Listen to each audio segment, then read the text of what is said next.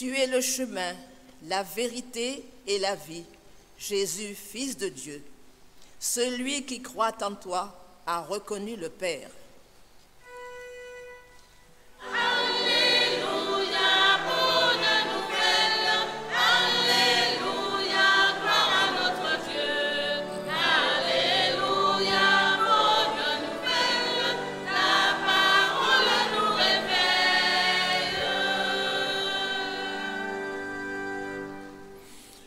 Le Seigneur soit avec vous. Et avec votre esprit. Évangile de Jésus-Christ selon Saint Jean.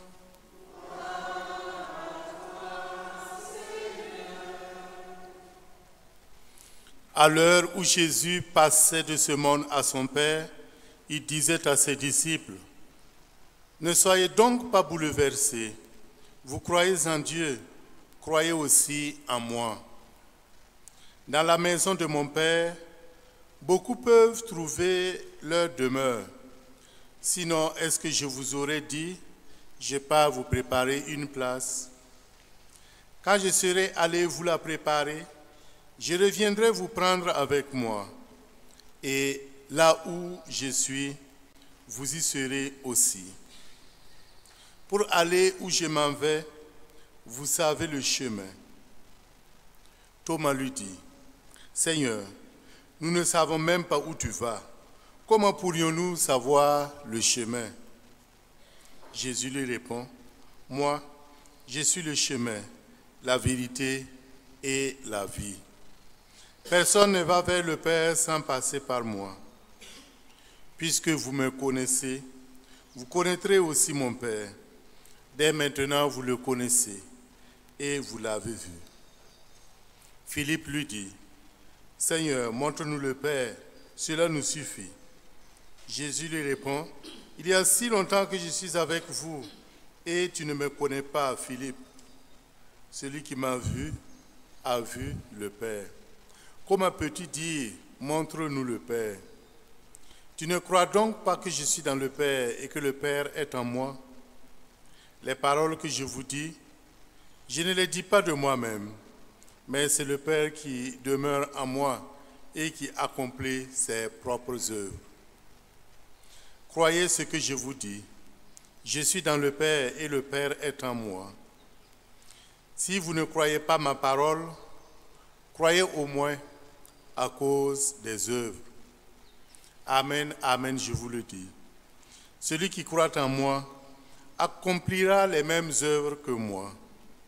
Il en accomplira même de plus grandes, puisque je pars vers le Père. » Sa parole a retenti. Alléluia. Sa parole de vérité. Alléluia. Nous vivons de son amour. Chaque instant de notre vie. Alléluia.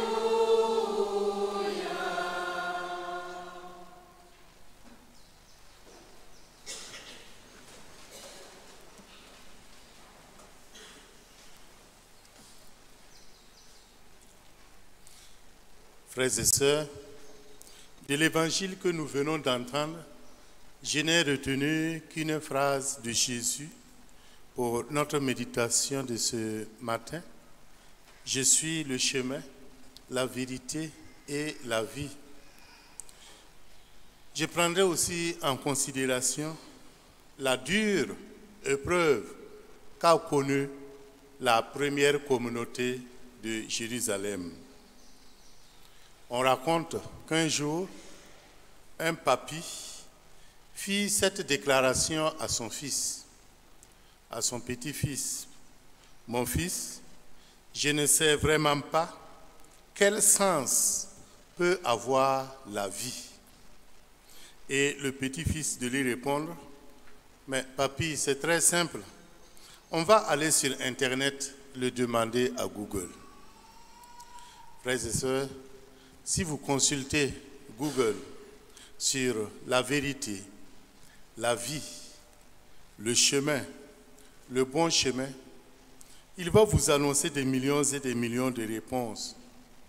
Cette surabondance vous montre combien la question de la vie, la question de la vérité et du bon chemin préoccupe les humains. Mais pour nous chrétiens, je pense qu'il est plus sûr, il est plus prudent, plus conforme à nos convictions et habitudes de fermer nos ordinateurs et d'ouvrir la Bible et d'écouter ce que le Christ nous dit. Lui qui est Dieu, né de Dieu, qui est venu pour nous transmettre les vérités venant de Dieu, il ne se trompe pas et il ne peut pas nous tromper. Le Christ nous dit, je suis le chemin, la vérité et la vie. Il est le chemin. De nos jours, on dirait qu'il est notre GPS, cet appareil qui guide le conducteur au long du trajet. Et si on se trompe, il nous remet sur le bon chemin, sur la bonne route. Dans la première épître de Saint Pierre, le chapitre 2, le verset 11, Saint Pierre nous dit que nous sommes comme des étrangers, comme des voyageurs sur cette terre. Étant voyageurs sur cette terre, il nous est préférable de toujours nous interroger et nous rassurer que nous suivons le guide et le bon chemin. Jésus nous dit que c'est lui, le chemin, le bon. Dimanche dernier, il se présentait à nous comme le bon berger. Il est le chemin parce qu'il est le point de départ ici-bas et il est aussi le point d'arrivée dans la vie éternelle. Avec lui donc, nous avons un bon guide. Personne ne va au Père sans passer par lui, parce que c'est lui qui révèle le vrai visage de son Père. Il nous fait regarder dans la bonne direction.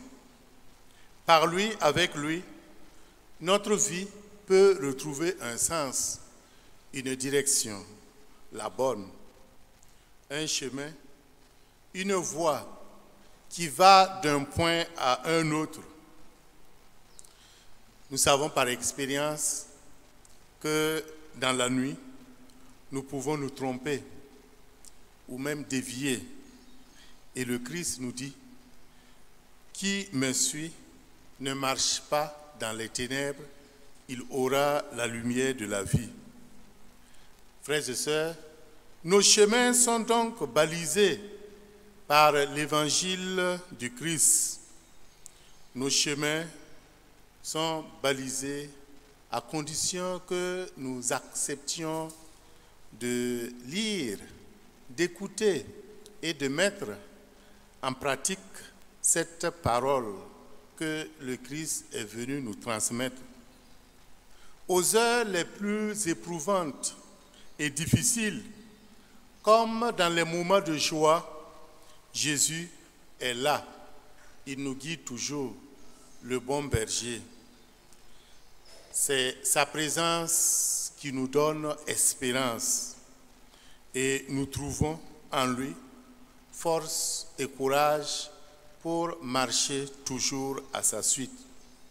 Il est le chemin, il est aussi la vérité. Et nous aurions sans doute eu une belle définition, la plus belle définition de la vérité, si Pilate n'était pas sorti sans attendre la réponse de Jésus. On se souvient que lors du jugement de Jésus, Pilate avait posé cette question à Jésus. Qu'est-ce que la vérité? Il est sorti aussitôt de son palais. Il n'a pas attendu la réponse. Cependant, à la lumière de la révélation de la Bible, la vérité peut être définie comme le fait de pouvoir s'appuyer sur quelqu'un qui incarne la vérité, ce quelqu'un, c'est Dieu lui-même, la vérité faite chair pour habiter parmi nous. Nous pouvons compter sur le Christ parce qu'il est la vérité. Il est la vérité parce qu'il est la parole de Dieu. Il porte en lui la plénitude de la révélation du Père et ainsi il communique à tout homme la vie même de Dieu. Nous savons par ailleurs que le Christ a prié pour nous, pour que, comme lui, nous soyons aussi sanctifiés dans la vérité. C'est dans l'évangile de Saint Jean, le chapitre 17, les versets 19. Car il a prié pour que nous soyons dans la vérité, car quiconque est dans la vérité est avec Dieu, et qui est avec Dieu est saint. La vérité, donc, doit être l'apanage du chrétien. En effet, le chrétien doit d'autant plus pratiquer, aimer, dire la vérité qu'il est le disciple de celui qui dit « Je suis la vérité ». Il est la vérité, le chemin, il est aussi la vie. En suivant le chemin de vérité, qu'est la personne de Jésus, nous obtiendrons la vie et la vie éternelle, parce que Jésus est cette vie éternelle, parce qu'il est Dieu. Et comme il l'a dit à la sœur de Lazare, je suis la résurrection et la vie. La vie éternelle, c'est le bien le plus précieux. Jésus nous apporte à chacun de nous cette vie qui ne meurt pas, la vie éternelle, la vraie vie. Ici, je voudrais vous citer un poème que vous connaissez sans doute, que vous l'avez lu ou aperçu quelque part. C'est des paroles écrites sur un vieux calvaire flamand en 1632. Je cite: « Je suis le chemin, je suis la lumière et vous ne me voyez pas. Je suis la route et vous ne me suivez pas. Je suis la vérité et vous ne me cherchez pas. Je suis la vie et vous ne me cherchez pas. Je suis le chef et vous ne m'obéissez pas. Je suis votre Dieu et vous ne me priez pas. Si vous êtes malheureux, ne me reprochez pas. » Ce poème se passe de commentaires. Le deuxième point de notre méditation, c'est la dure épreuve qu'a connue la première communauté de Jérusalem. Dans les Actes des Apôtres, au chapitre 2, les versets 42 à 47, Saint Luc nous décrit la belle harmonie de cette première communauté. Cette harmonie sera vite mise à dure épreuve par un conflit inattendu. Les frères de langue grecque récriminèrent contre ceux de langue hébraïque. Ils trouvaient que dans les secours distribués quotidiennement, les veuves de leur groupe étaient désavantagées. Curieusement, c'est la grâce de la conversion massive des Juifs qui entraîne la première crise dans l'Église. À la base de la plainte, il y a un motif culturel et linguistique. En effet, si les premiers, les Juifs, ont conservé la nationalité, la langue et les usages de la Palestine, les autres, revenus à Jérusalem après l'exil, après un long séjour à l'étranger, ont adopté les usages, la langue et même parfois la nationalité grecque. D'où une certaine tension qui devient un conflit dans une activité de la vie quotidienne la distribution des subsides aux veuves. Le problème est tellement important pour justifier la convocation de toute l'Assemblée. Alors, voyons comment les apôtres ont réagi face à cette crise et ça pourra nous servir aussi de leçon. La première réaction, tout d'abord, les 11 réunissent tous les disciples pour décider ensemble. C'est donc toute la communauté qui est invitée à se prononcer en examinant la plainte. Je crois que de nos jours, l'Église gagnerait beaucoup à promouvoir à tous les niveaux un tel sens commun des fidèles. La deuxième réaction des apôtres, devant les besoins grandissants des disciples, les apôtres, sous le souffle de l'Esprit Saint, ont inventé un nouveau ministère en déléguant certaines de leurs fonctions. Ils n'ont pas voulu tout centraliser sur eux, sur leur personne, mais ils ont fait confiance au sens de responsabilité des autres, ce qui est aussi une leçon pour nous. L'innovation, rappelons-le, n'est pas une entorse à la tradition, car la fidélité consiste également à savoir s'adapter aux exigences nouvelles au lieu de se figer sur le passé, au lieu de rester là et à regarder seulement le passé, à considérer le passé. La troisième réaction, l'objectif principal des apôtres est de conserver la première place à la prière et à la parole de Dieu, à la prédication, qui demeurent les deux priorités absolues de leur ministère. Même lorsque les besoins se font pressants, les apôtres ne perdent pas de vue l'essentiel de leur mission.